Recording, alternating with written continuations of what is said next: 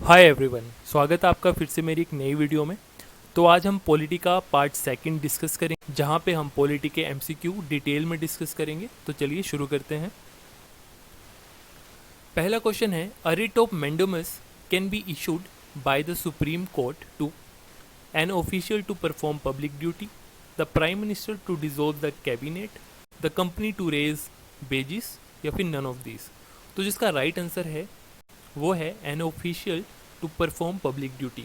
अच्छा, अब आप पूछेंगे कि ये रिट क्या है, ये मैंडेमस क्या है, और ये सुप्रीम कोर्ट कैसे इशू करता है। तो चलिए इसके बारे में देखते हैं। देखो, जो रिट होता है ना, बिल्कुल आसान शब्दों में कहे तो जो हमारे फंडामेंटल राइट्स होते हैं उनको प्रोटेक्ट करने के लिए बनाया गया है। आर्टिकल 32 और आर्टिकल 226। अगर आपके फंडामेंटल राइट्स वायलेट होते हैं तो आप सीधा सुप्रीम कोर्ट या फिर हाई कोर्ट जा सकते हैं।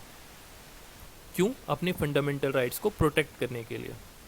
आर्टिकल 32 से आप डायरेक्टली सुप्रीम कोर्ट जा सकते हैं और आर्टिकल 226 से आप डायरेक्टली हाई कोर्ट जा सकते हैं और अपने फंडामेंटल राइट्स को प्रोटेक्ट कर सकते हैं।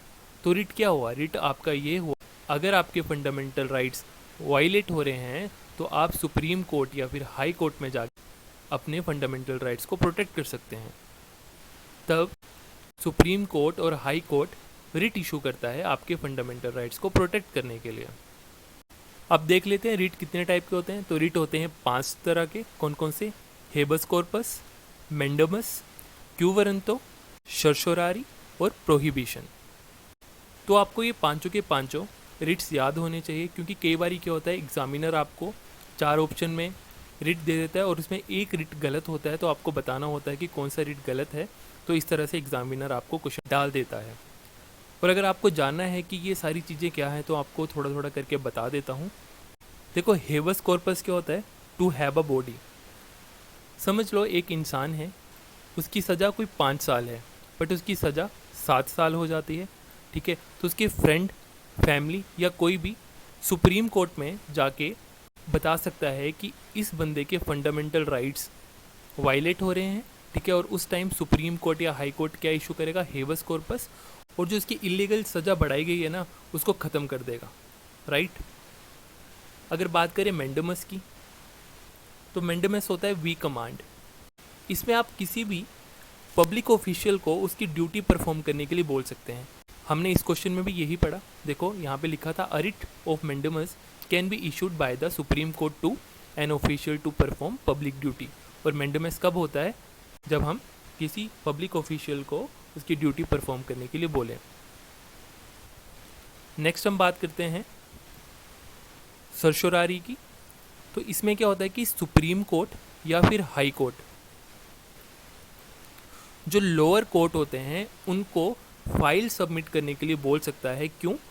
उन फाइल्स को रिव्यू करने के लिए कि जो डिसीजन लिया गया है लोअर कोर्ट के द्वारा वो कहीं इलीगल तो नहीं है। अब बात करते हैं प्रोहिबिशन की। देखो, जब केस लोअर कोर्ट में चल रहा होता है ना, और आपको लगता है कि वो जो केस चला हुआ है वो गलत है, तो लोअर कोर्ट के फाइनल डिसीजन आने से पहले ही आप प्रोहिबिशन रिट इशू कर सकते हैं। अब बचा क्यू वारंटो।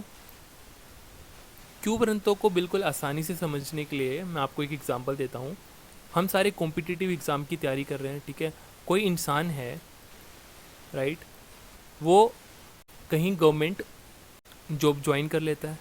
ठीक है, उसने कैसे करी, उसके लिए हम क्यू वारंटो रिट इशू कर सकते हैं। मतलब क्या हुआ? बाय बट अथॉरिटी, आप किस हिसाब से इस पोस्ट के लिए एलिजिबल हुए। क्या आपने एंट्रेंस एग्ज़ाम दिया? क्या आपने बाकी प्रोसेस कंप्लीट करी? तो उस टाइम क्या यूज़ होता है? Quo warranto.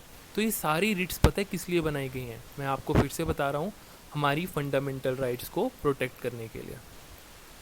Next, article 60 of the Indian constitution refers to, तो जिसका राइट आंसर है वो है oath of the president. Article 60 से ओथ दी जाती है प्रेसिडेंट को, और प्रेसिडेंट को ओथ कौन देता है? Chief justice of India. Next, NITI Aayog is an, तो नीति आयोग क्या है आपका? कॉन्स्टिट्यूशनल बॉडी है या फिर एग्जीक्यूटिव बॉडी है? तो जिसका राइट आंसर है वो है एग्जीक्यूटिव बॉडी। देखो, कॉन्स्टिट्यूशनल बॉडी और एग्जीक्यूटिव बॉडी में क्या फ़र्क होता है? पहले तो हम वो जान लेते हैं। देखो, कॉन्स्टिट्यूशनल बॉडी होती है जो कि मेंशन होती है हमारी कॉन्स्टिट्यूशन में, ठीक है, और एग्जीक्यूटिव बॉडी कौन सी होती है? जो कि मेंशन नहीं होती कॉन्स्टिट्यूशन में, राइट। और एग्जीक्यूटिव बॉडी को क्या बोलते हैं? Non constitutional body. अब इसकी एग्जाम्पल देख लेते हैं। कॉन्स्टिट्यूशनल बॉडी में आता है आपका election commission, UPSC, national commission for SC/STs, finance commission, public service commission और attorney general of India. Executive body में देखें तो NITI Aayog, national development council, CBI, Lokpal या लोकायुक्त और human right commission. Next, who is the guardian of the public purse? अगर आपने मेरी पुरानी वीडियो देखी है तो आपको इसका आंसर पता होना चाहिए। जो इसका राइट आंसर है वो है CAG, auditor general of India. NITI Aayog की बात करें तो नीति आयोग की फुल फॉर्म क्या होती है? इसकी फुल फॉर्म होती है national institution for transforming India. इसको पहले प्लानिंग कमीशन के नाम से जाना जाता था, जो कि 2014 में स्क्रैप कर दिया गया और 1 जनवरी 2015 को नीति आयोग फॉर्म हुआ। नीति आयोग के चेयरमैन कौन होते हैं? तो नीति आयोग के चेयरमैन होते हैं हमारे prime minister of India. Finance commission की बात करें तो finance commission is constituted by president of India every 5 year. Attorney general की बात करें, ये भी मैंने आपको पुरानी वीडियो में बताया है, ठीक है। अटॉर्नी जनरल कौन होते हैं? He is the highest legal officer of the union government. Next, the constitution of India borrowed the parliamentary system of government from UK, France, USSR या फिर आयरलैंड। तो जिसका राइट आंसर है वो है UK, ठीक है। हमने UK की कॉन्स्टिट्यूशन से पार्लियामेंट्री सिस्टम लिया है। देखो, sources of constitution of India, UK से हमने क्या क्या लिया है? देखो, सिंगल सिटीजनशिप वेरी इंपॉर्टेंट, ठीक है। By cameralism important, farmer USSR से, जो कि प्रेजेंटली रशिया है, ठीक है, आप ऐसे जान सकते हैं। तो इनसे हमने लिया है क्या? फंडामेंटल राइट्स, रिटन कॉन्स्टिट्यूशन और प्रीएम्बल। फ्रांस से हमने लिया है Republican of liberty, equality and fraternity. और आयरिश से हमने लिया है DPSP, directive principle of state policy. ये हमारी कॉन्स्टिट्यूशन के पार्ट 4 में है, राइट, आर्टिकल 36 से आर्टिकल 51 तक। Next, the minimum age to become a member of Rajya Sabha is 18 years, 21 years, 25 years या फिर 30 ईयर्स। तो जिसका आंसर 25 बिल्कुल नहीं है, इसका जो करेक्ट आंसर है वो है 30 ईयर्स। 25 ईयर्स आपको चाहिए लोकसभा का मेंबर बनने के लिए। Next, who appoints the chairman of UPSC? तो जिसका राइट आंसर है वो है president of India. Next, railway is a subject on the union list, state list, को करंट लिस्ट या फिर रेसिडुअल लिस्ट। तो उसका जो राइट आंसर है वो है union list. Next, Indian constitution provides for a unitary system, presidential system, unicameral system या फिर बाईकैमरल सिस्टम। तो जिसका राइट आंसर है वो है बाईकैमरल सिस्टम। अभी मैंने आपको पीछे बताया बाईकैमरल सिस्टम हमने किस कंट्री के कॉन्स्टिट्यूशन से लिया है, बता देता हूँ आपको, वो लिया है UK से, राइट।